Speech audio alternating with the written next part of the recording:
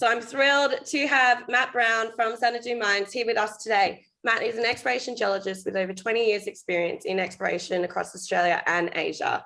And he's here to chat with us today about discovery to definition, solutions to the key problems in the process of discovery and defining mineral resources. So it's going to be an awesome session. Please use the chat. You'll have the chance to jump off mute. We'll open up the floor and have some discussions at the end of the presentation. And yeah, I hope you all enjoy it. So thank you so much, Matt, for joining. Thank you very much, Jess. I'll share my screen. Tonight, I'll be speaking under the banner of Xanadu Mines in collaboration with Phoenix Mining Tech and Geotech. And I want to chat about some of the problems that there are in the exploration industry and some of the solutions we might have for them. Now, I want to focus mostly on problems in the junior sphere. So our major and mid-tier companies don't seem to struggle with these sort of things as much as we do in the junior sphere. So most of what I'll be talking about is that end of the industry. A quick disclaimer. I want to spend a bit of time at the start of the presentation setting up the problem. So I want to look at it through the lens of the industry in general and focusing mostly on the juniors, and also through the lens of the discovery to development pathway. So all the things that we've got to do to discover a mineral deposit and develop it and make it into a production or a mine. I want to have a chat about one potential solution, that's robots and machine learning. Discuss the pros and cons, outputs, and one potential future. Most of the problem comes down to these two gentlemen you see on the screen, not as individuals, but as geologists. So both these geologists are superb geologists. Aruka on the left here is disagreeing with Baggy as to exactly what this rock is. Now, Aruka is saying that he thinks it's a P3 with some brecciation in it, and Baggy's saying, no, that's actually a tourmaline breccia. Now, both of them are correct, but I can't use that in my mineral resource. So when I put a mineral resource together, they need to be agreeing when they're logging on exactly what's coming, what the rock is. And it doesn't really matter if they're calling it P3 with breccia or tourmaline breccia, as long as they're both calling it the same thing. So starting at the highest level, most of the discoveries are made by juniors. It's great to see the majors getting back into the game in the last 10 years. But when you get down to it, most of the raw discoveries are made by juniors. Juniors are run really lean. There's not many people in the company. It's usually 3 people, the CEO, the CFO, and a chief geologist, and they usually use contractors to run the programs.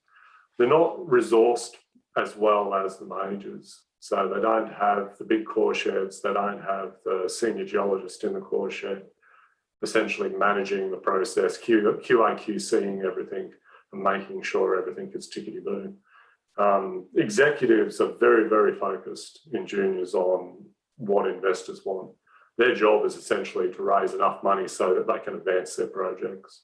And geologists seem solely focused on the discovery. They don't think beyond that discovery to actually turning it into a mineral deposit. Unfortunately, discovery is only the first step, and most juniors struggle to take that next step. Now, there are examples of juniors that have done really well and have taken that next step, and they've done that through really diligent work in their data gathering and progressing in really logical steps. When you take it down to the project scale problem, drill core forms the source data for almost all of the assumptions that we use when we're defining a mineral project. We don't think critically enough about quality of this data. So that data informs decisions on, so if you've got a small deposit, it might cost you up to $100 million to turn that into an actual mine. If you've got a large deposit, it might cost you in the billions of dollars to turn that into a mine. So all of that work that you do in the early days is informing decisions to make capital cost expenditures in the hundreds to billions of dollars. So that early data collection can either make or break a project. And I look at, over the last 20 years, I've looked at hundreds of projects, and so many of them to me appear not to be, the project itself is not the problem. It's just that the project hasn't been advanced appropriately and the right data hasn't been collected at the right times to advance the project. The other thing is, most of the logging or the data collection that happens is usually done by the least qualified geologists. They're the people that had the least amount of experience and don't have the skills needed to actually make those observations. But it seems to be left to them. I only know one geologist, Murray Hitzman, who seems to froth over logging core day in, day out. Every other geologist, they don't mind logging core, but if you're doing it every single day, you get bored pretty quickly. Juniors really don't have the resources of the larger companies with those systems set up to make sure that the data that's coming out is of high quality. When you get down to it, people aren't very good at collecting data.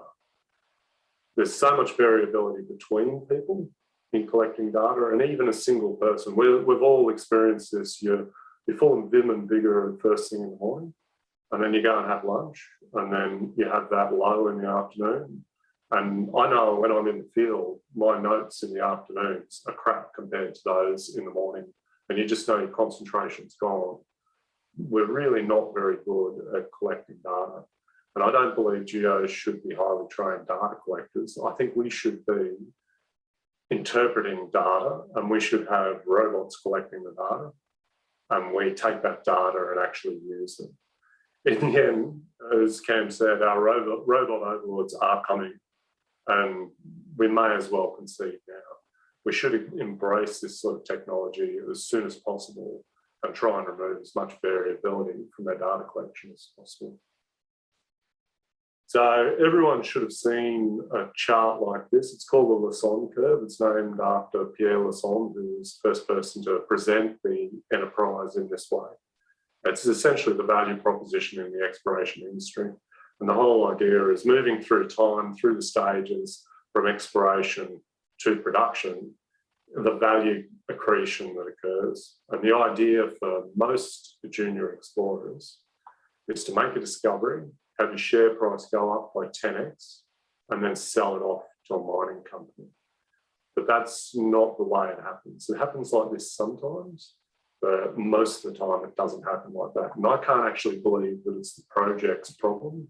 I think it's actually our problem not getting the right data and doing the right things. So what normally happens is you make a discovery, and this is the bit where you strut around a bit and you have a lot of nice big dinners. And you go to PDAC and you spruik your project, you raise a bunch of money, and then you drill it to resource as quickly as possible. You get 6-10 rigs there and you drill. So you're under a lot of pressure to get that resource out. As soon as you make a discovery, your investors are very, very focused on when that resource will come out, because that's their liquidity event. That's when they plan to sell your shares. So they're going to be pushing for you to get that resource out. And then you go and release that resource and your share price tumbles. This is where most people wanted to be able to sell to a mining company, but unfortunately, it doesn't work like that. It's the point where most of the people in the company start wondering, what do we do next? It hasn't happened to plan. We've got this great resource there, but no one snapped us up. What do we do? So you start getting lots of questions from the investors. And those questions usually things like, when are you going to start making money? When will you start mining? And you don't really have the answer to that. So most exploration companies at this point start adding engineers to the board. Those engineers go out and get some high-level mining consultants, and they do an internal scoping study or an internal mining concept study. And this is the point where you get the bad news.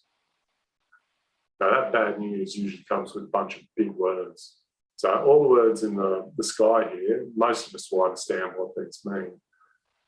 These are the outputs from a mining scoping study, or most of them are outputs from a mining scoping study. And in the end, you've probably got the news that your project's marginal at best. Now, the project's probably not marginal because it's a dog. It's probably marginal because all of the assumptions that you've added to that scoping study are based on benchmarking. You don't really know what the tonnes and grade are. You've got an idea, you've got an inferred resource. You don't really know what your recovery is going to be. You don't know how much it's going to cost you to mine, how much it's going to cost you to process. You don't know what your end product will be, so you don't know how much money you're going to make out of it. Is it going to be a concentrate? What is the grade of the concentrate going to be? Are you going to have gold door or silver door? You don't quite understand all these things. You don't know what's in the tails. You don't know what's going to be in the con and how many deleterious elements they're going to be. And you don't know how much it's going to cost to construct. These benchmarkings that the engineers use, they've gone out and looked at mines that are kind of like yours in the same sort of area and plugged the numbers that they've got out of there. But as every deposit is different, you don't know whether they're actually relevant. So this creates a bit of a problem. I'd like to reframe the end output of exploration geologists. So most exploration geologists are just so focused on making discoveries. And that is, when you get down to it, the hardest part. Making discovery is difficult. But once you've made that discovery, you're going to need to be able to hand over the perfect package of data to the engineers, the metallurgists, to the environmentalists, to the metallurgists, to the accountants. Everyone's going to need to know exactly what you've got so that they can model it and decide how much it's going to cost, etc. And all you need to give them in the end is a really nice block model, a high quality block model. It's got grade and tonnes in it. It's got your hardness and abrasiveness, your metallurgical performance, so you can understand what the recoveries are of the ore body all through the ore body. You can understand what minerals are in there that are going to impact the float or leach or whatever the process is going to be. You need to know what the deleterious elements are, what the SG is, what the rock quality is, and your lithological and alteration domains, so that the engineers can actually design the mine for you. And when you first come out with your resource, you have some of these features, the larger companies are going to look at that with a lot more respect than the average inferred resource that comes out. But unfortunately, in the junior sphere, the data is just not collected. You've rushed through the process of drilling it out and turning it into a resource, but you haven't actually stepped back and thought, what's the end product that I need? And when you go back and recollect that data, you're usually rushing it to meet other deadlines. So great example is PDAC is coming up. We need to get out our resource. So you've got 3 months you're going to have to push. You don't collect the data in a meaningful way. And if you're collecting metallurgical data, sample selection is just so critical. You've really got to understand what your deposit is before you can understand where you need to take metallurgical samples. So you need to select samples from all the different types of ore. And if you don't understand where they are, you can't select those. And just think about how much of an improvement, 2 to 5% of an increase in your recoveries will have on an economic assessment. It'll make an enormous difference. So getting it right from the start is absolutely critical to being able to advance the project. So the ideal plan for a junior should be make your discovery, do all the right work here, and you might be able to bridge this gap, or at least create a product that a lot of majors or the mining companies will be able to run with.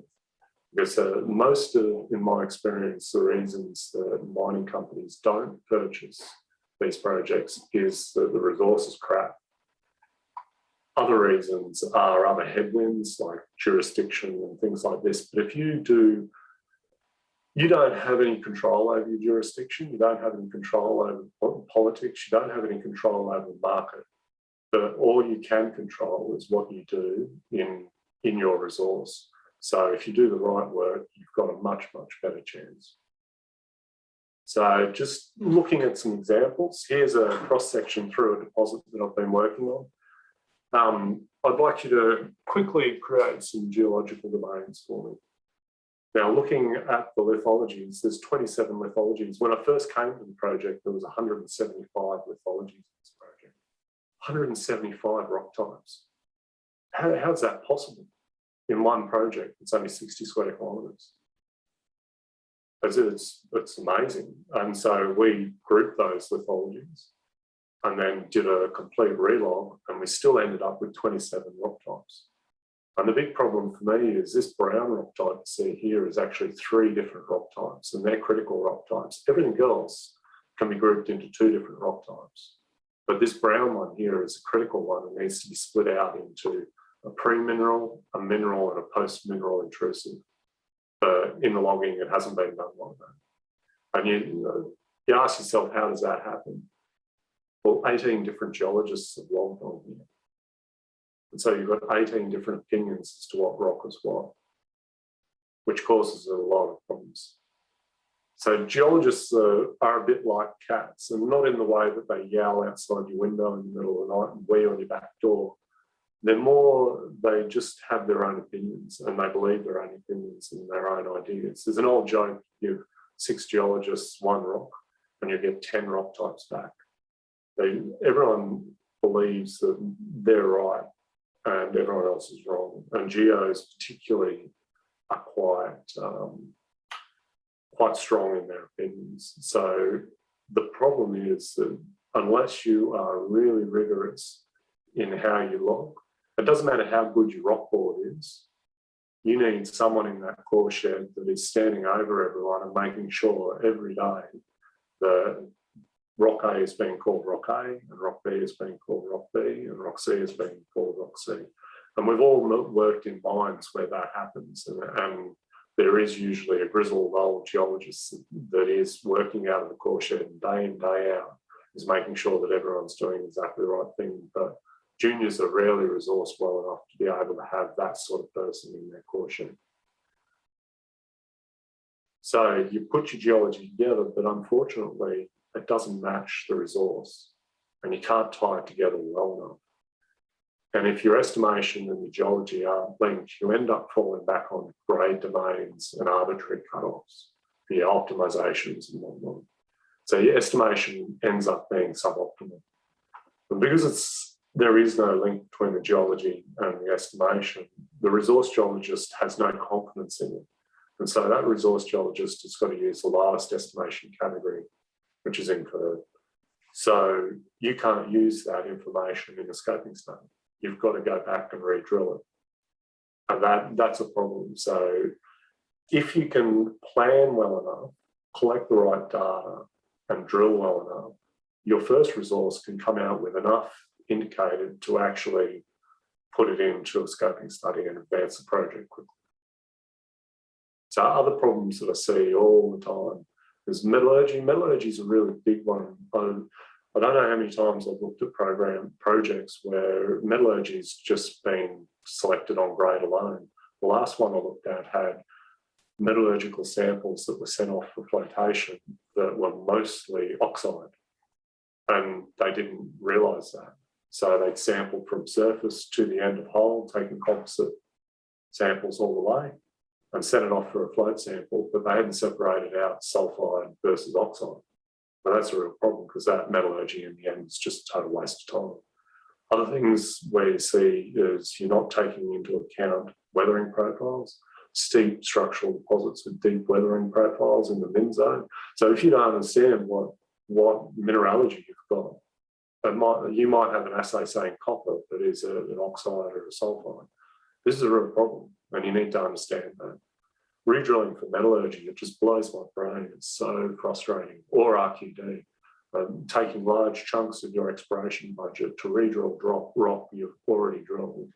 This is something you don't want to do. That's wasted money. If you're collecting the right data from the start, you don't have to do that. And then things like structural data, it's really rare to see that done well. So what's the solution?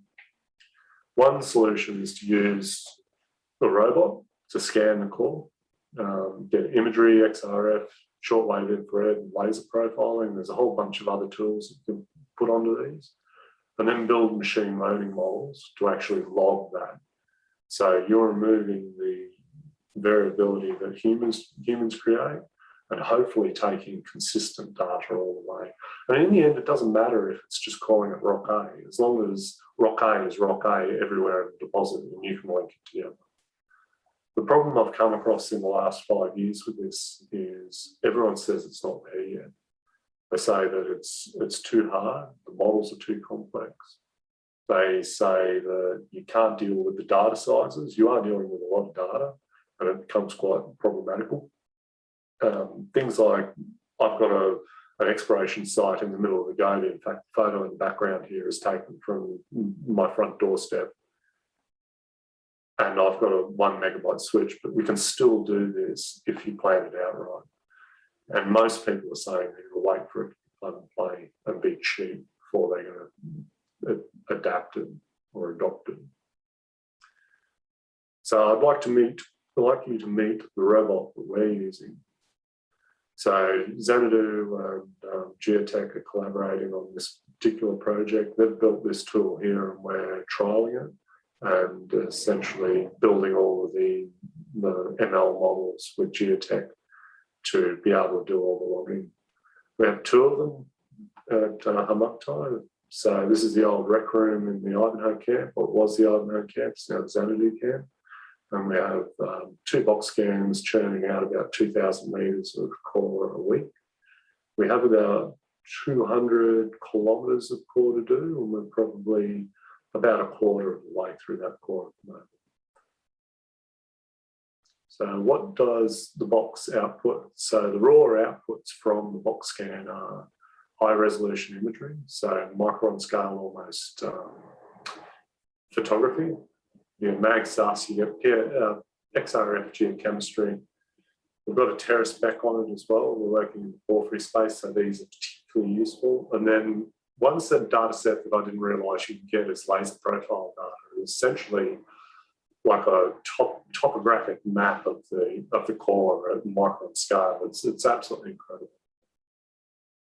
So the physical process is you drill, you orient it, you mark it up, and you load it into Boxscan. So it's pretty much the same as what you do normally.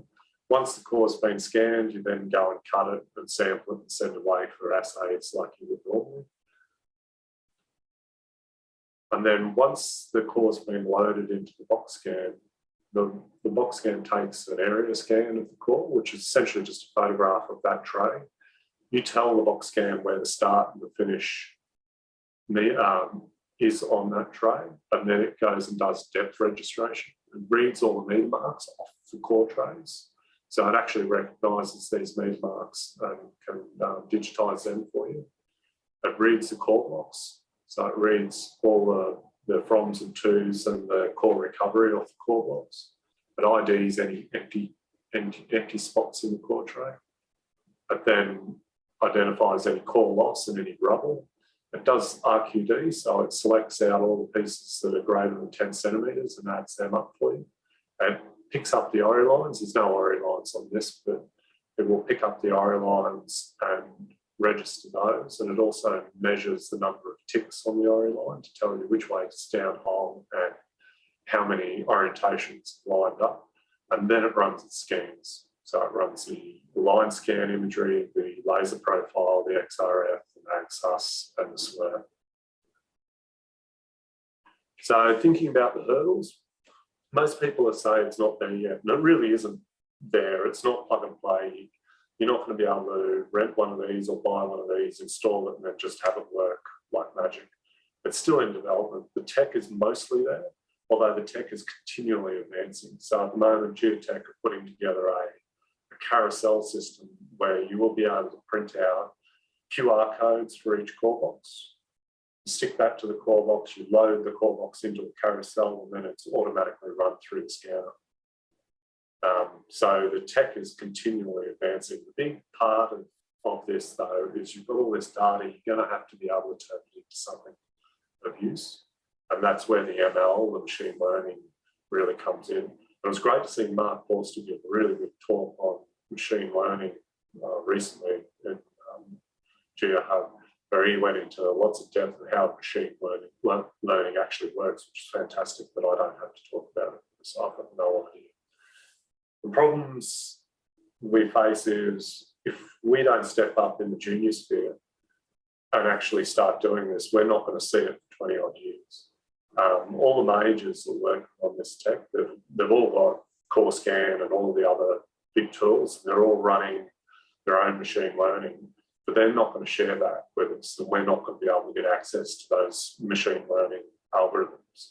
So my goal here is with Geotech and Phoenix is to show that it can be done in the junior sphere, that's not cost prohibitive, it's not too hard, and also be able to share porphyry exploration models that we generate via Boxscan. So if you're working in the porphyry space, you'll be able to go to Geotech and say, I'm working in the porphyry space, can we use those models and rent one of these and run your core through it and have all of the models that we generate in that Boxscan. The second hurdle that most people discuss is the data volume. So on a 1,000-metre hole, we'll have somewhere between 25 and 50 gigabytes of data. That's a lot of data, and you're collecting that in a couple of days. So we run off a 1 megabyte switch. There's no way in hell we're going to be able to upload all of that into the cloud and then run our models from the cloud. So most people are working on running your machine learning in the cloud. It's not actually in the cloud, it's on a server somewhere else, and the data being stored in Amazon's servers. That doesn't work for someone that's working out in such a rural regional place. So the solution is quite simple. You run all the models actually on the box.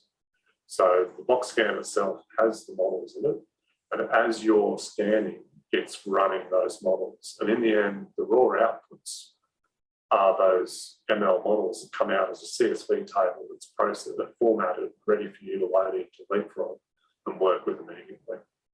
All of the large imagery and the laser profile data, we then send in hard drives twice a week to UD with our samples as they go to the lab.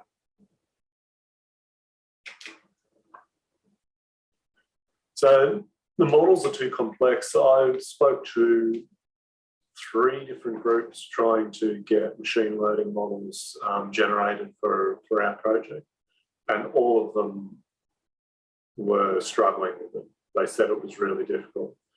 Geotech have actually gone and got some software engineers, and I'm working directly with them on the machine learning. Everyone says it's too difficult, but so the tech industry have been using this stuff. This is where Facebook and Google have made their money. They're dealing with much harder problems than we are, yet they can do it really quite well. They're using software engineers. They're not rare. You can find people to do this work. They just have to have the vision to actually think that it's possible and actually do it. We're having quite a bit of success with our initial models, which I'm really, really happy with. But things like Facebook can predict your political leanings straight from your profile picture. They're using pretty much the same sort of machine learning algorithms that are open source. So they can also tell when a teenager is most vulnerable and target them with ads. That's repulsive. Surely we can use the same technology for more laudable goals. The fourth hurdle that comes up is cost. So if you're a junior explorer, you've got a limited budget. But in the end, the data that comes out of your core is the most important thing you've got. So you want the best possible data. For us, because of the scale, we're putting a lot of core through. We've got 2 boxes, and we've negotiated a good agreement with Geotech. It costs us about $10 to $15 per metre on top of our drill costs, which I see as not being a significant cost at all. When you think that your assays are probably twice that if you're doing a cheap assay suite. You compare that with a total relog of 150 kilometres of core, which I did in 2017. It took us 12 months. We had 8 geologists, we had 8 field techs. And you think about the salaries, the accommodation, the food, and the whole process of that. And in the end, the product, not because the geos weren't good geos, but because we couldn't get them to log consistently, the product wasn't as good as it could have been. And then you think about the risks and safety. So 150 kilometres of core is nearly 1,000 tonnes, which is the same as 1,250 camels. That's a lot of camels to move around. And you can damage people moving that amount of core around unnecessarily. In my opinion, you can't really afford to not do it. I think as juniors, we should be budgeting this in and making it happen. So when you come in to start this process, you need to be thinking about a few things. One, it does take time to scan. So the amount of time it takes to scan a single box depends directly on what measurements you're taking and what the scale of the measurements are. So looking at this image on the right here, if you want to get data at that resolution, it's going to take you several hours to scan one box of core. But if you want to run 10 centimetre scans, it's going to take you 20 minutes to scan a box of core. If you drop your XRF off, you can probably scan a box of core in about 5 minutes. The models will not be plug and play pretty much ever, I don't believe. I think every deposit is slightly different. You have slightly different colours. You're going to need to adjust your ML models to fit into your project. So that will take a little bit of time at the start. You'll want a database of core scanned already to make those adjustments, and then a couple of weeks for you to get software engineers to actually tweak the models to fit with yours, and that takes iterations. So you run the model, then you critique the results by eye. You identify whether it's making false positives or false negatives, and then tweak the models and keep refining. And in the end, you get something that works quite well. So the current outputs for our Boxscan we discussed before. One I didn't discuss is essentially the TerraSpec is run every 10 centimetres, and then we are using AI Cirrus to get mineralogical data from the ASD. Now, the normal process from ASD is you put it into TSG, the spectral geologist, and that outputs a spreadsheet with 2 minerals and a bunch of useful data, which is quite good. And then you can use Scott Haley's methodology to group that data and then plot it up in the drill holes. I find it really, really quite useful. And if you're in the porphyry sphere, ASD as elsewhere is an amazing tool. However, AI Cirrus, which is now an under index, is a really good way to get up to 8 minerals, and you can start to get qualitative mineralogy from your spectra, which when you build into your resource models is amazing. At the moment, we're working on our sulfide abundance and texture ML models. We're working on vein abundance and type ML models, and the RQD and rock fraction ML models are almost complete. The very end product I'm looking for to be in the Boxscan is the standard porphyry and epithermal exploration model in the box. So it will log the intrusive phases, it will log all the vein types, the vein densities, and the vein orientations. I'm hoping to be able to log the Phenocrysts alteration. It'll log the ground mass alteration. It'll log sulfide species and abundance, which is going to be absolutely critical. It'll log the sulfide texture. And then I think with work, we should be able to get it down to the scale of logging mineral abundances and being able to predict what the rock types are just based off what the minerals are in the rock. So when you think about logging rock types, well, as geologists, we use the visual features of the rock to identify it. The one thing Boxscan can't do is scratch, sniff, and lick it, but it can see the rock. And now I've intentionally put this image on the right here as a low resolution image that you can't read what's in here, but the geologists in the chat here can actually start to break out these rocks and understand what they are. You can see what the spotty ones are, and you know they're most likely porphyries. You can see the finer grain ones, and they're most likely sediments. So even at this scale, we can start to bust these out into different rocks. You can see that they're different colours. So using colour, texture and the minerals, we can essentially log the core using Boxscan. The porphyry model has a really quite nice vein set of categories for veins. It was, I think Stewie Smith gave a really good talk about 3 or 4 weeks ago, I think it was, on GeoHug about the porphyry model. And if you haven't seen that, go back and have a look. It's really good. But one of the things about the porphyry models is you can tell where you are in the system based on the veins that you're seeing in the rock. Using the same sort of ML models, you can not only pick out what veins are what. So you might think telling the difference between carbonate and quartz might be difficult, but strangely they're quite different in the laser profiler. So the reflectance of each mineral is different in the laser profile, and you can start to bin those minerals out and identify different veins. You can identify veins that have seams down the centre of them, so they're your B veins. You can identify these dark veins, which are your M veins, and you can identify the ones with the crinkly margins on the side, they're your A veins. And you can pick the sulfide ones out really quite clearly in the imagery, and they're your C veins.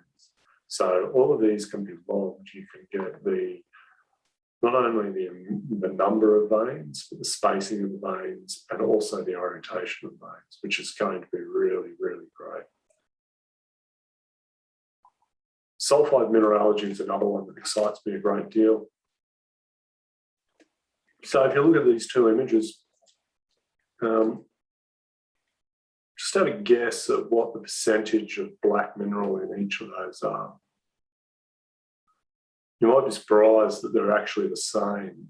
The one on the left is just finer grain. They're both, I think it's 15%, or yeah, 15% of that circle is black mineral.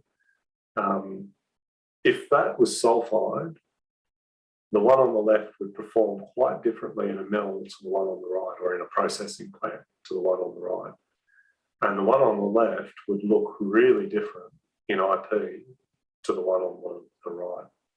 So we're now at the stage where we can identify the sulfide grains. We can tell how large they are, how much of the rock is taken up by sulfide grains. We can tell how far apart they are.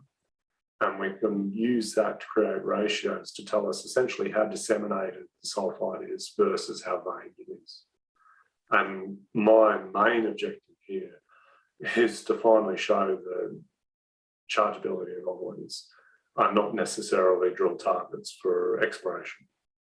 The one on the left here will be much, much more chargeable than the one on the right. And if it's pyrite, it's going to be even more chargeable.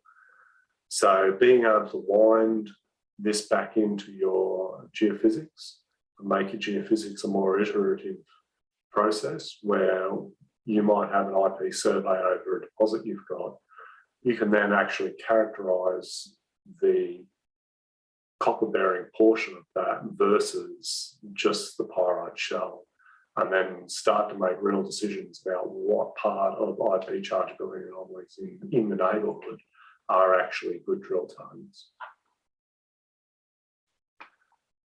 One of the other models that we're looking to put together, we've got a really quite nice tourmaline breccia at Imagery. One thing we've found is that the facies of the breccia is quite important to tell you where the chalcopyrite is, or where the copper is. So the copper mostly drops out on the edges of the system where there's much larger fragments that create more space. And so trying to build models as to where that part of the system is from your drilling is quite important. Now, we did a total relog of the tourmaline breccia trying to bust this out.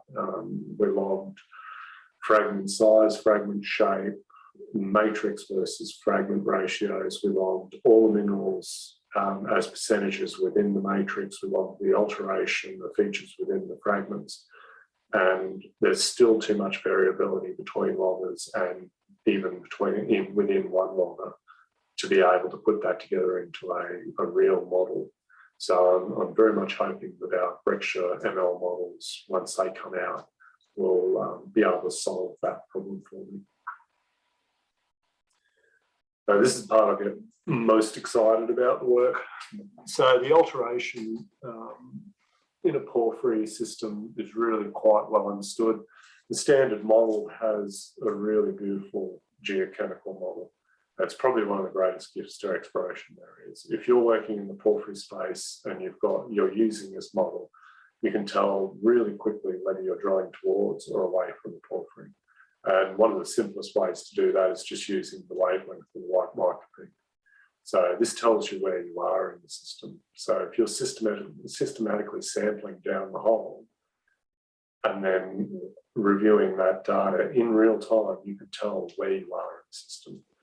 Now, we can probably take this a little bit further. When we're logging porphyries, we tend to focus on the Phenocrysts the most. So if you look at this rock here, you can see the feldspars are all starting to go that sickly green, and all of the hornblends are actually turning to raggy biotite.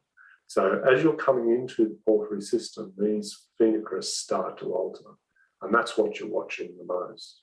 You know, the background's often hard to tell what's going on in it, but the Phenocrysts stand out really quite nicely.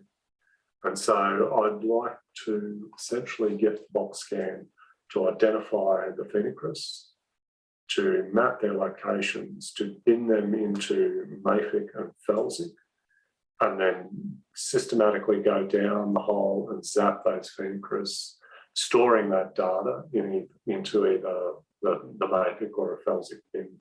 And then we could potentially remove all of the noise you get from zapping the background in a porphyry rather than just these. You will sample the background as well using the shortwave infrared, because that'll be very useful data for putting your resources together. But as an exploration tool, this focusing in on the Phenocrysts will be really quite nice. So you can take that ASD data and process it to get qualitative mineralogy. So AI Cirrus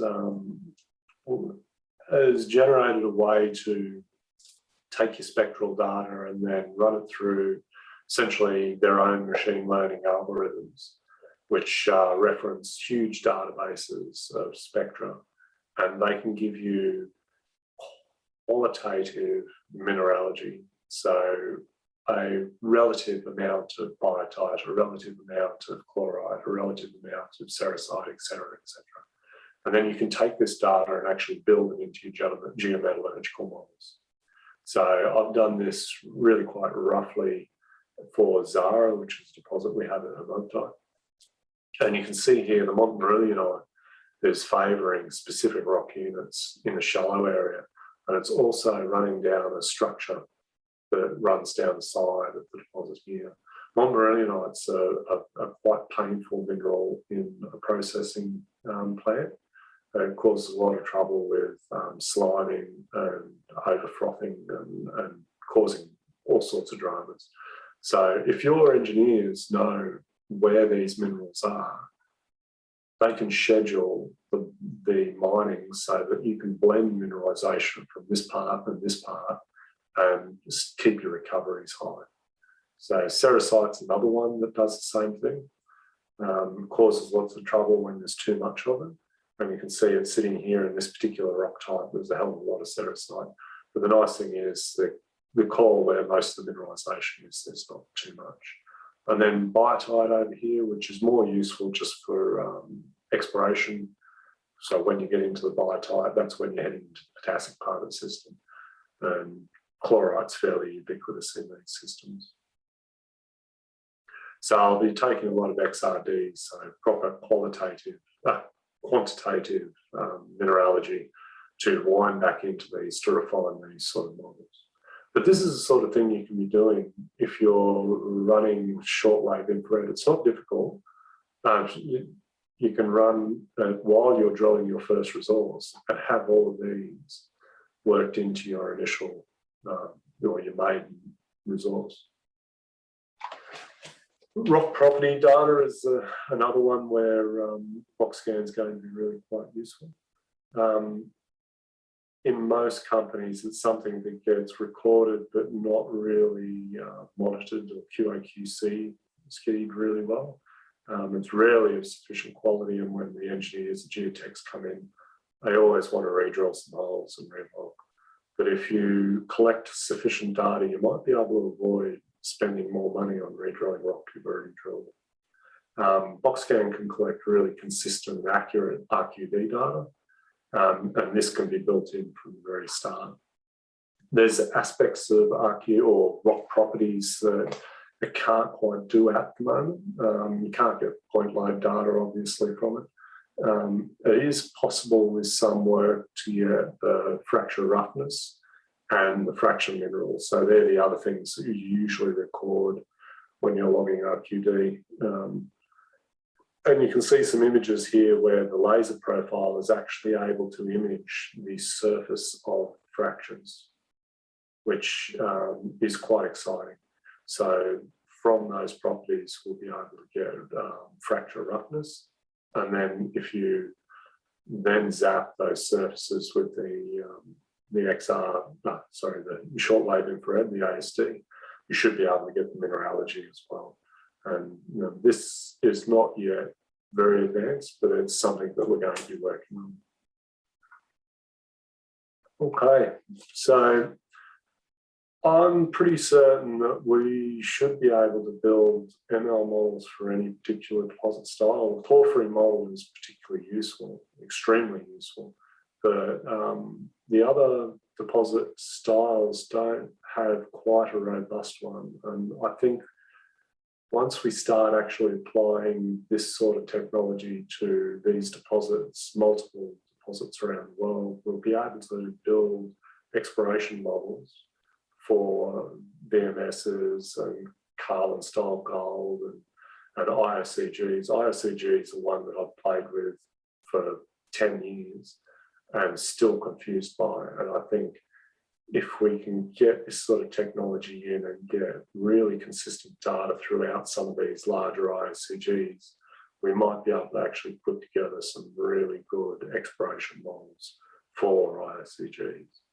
But I think it's by collecting that systematic data, it is possible to create beautiful exploration models for all these different types of deposits. Okay. So just wrapping up, if I can get it all into one slide, it'd be most of the discoveries are done by the juniors or made by the juniors, not all, but most. Juniors are generally not very good at turning those discoveries into development projects. The way the system is set up for juniors, they're very market focused and they're very discovery focused, and they don't have the resources to be able to do it as well as the mid-tier and majors can. But I believe that systems like Boxscan can bridge that gap. I think if we can collect really robust and consistent data all the way through from the very first discovery hole, through to your first resource, through to your upgrades, through to your scoping studies, your FS, your PFS, I think you can save a hell of a lot of money in the long run and shortcut that process significantly.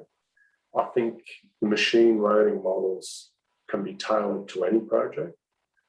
I just think that we as juniors need to be stepping up and actually trying this stuff and allowing our geologists to get on with interpreting data rather than standing over core trades all day. I'm actually really quite excited about this. I've been watching the technology for 10 years now, and I think we're just on the cusp of this being really possible for even quite small companies to be able to run with. Okay, so thank you very much.